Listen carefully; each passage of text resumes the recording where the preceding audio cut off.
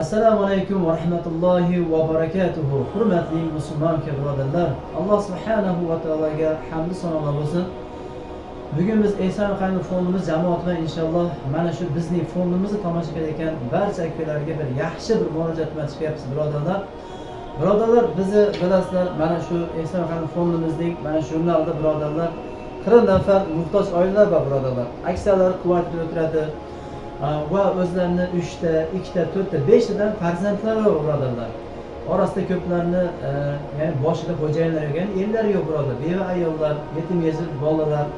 Mana bularga birodarlar kelinglar, mana shu qurbon hayit kelyapti birodar. Mana shu qurbon hayitda kim agar qurbon qilishlikka ya'ni imkoniyati bo'lsa, olasin mana shu qo'yni, ya'ni Alloh yo'lida qurbon qilsin, olasin bitta molni Alloh yo'lida ya'ni qurbon qilsin. Mana buni go'shtlarni birodarlar bizni Ehson Qayni fondimizga olib kelishni unutmanglar. Mana shu ofisimizga olib kelinglar. Olasizlar mana shu videoda raqamlar qo'yib, shu raqamlarga chalsanglar, inshaalloh biz mana bu qurbon go'shtlarini inshaalloh mana shu yetim yesir va muhtoj oilalarga inshaalloh tarqatib beramiz birodarlar.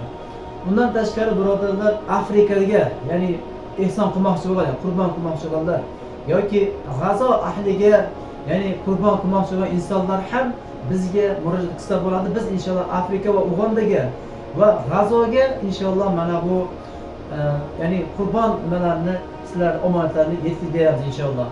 Alloh subhanahu va taolo rozi bo'lsin. Mana bu befarq bo'lmanglar, like bosinglar, tarqatinglar. Bu ham bir yaxshilikdir birodarlar. Ya'ni ko'p odam ko'radi inshaalloh. Alloh subhanahu va taolo amallarimizni qabul qilsin, o'zi riyodan va qalbning yomon amalidan Alloh taolo saqlasin. Assalomu alaykum va rahmatullohi va barakatuh.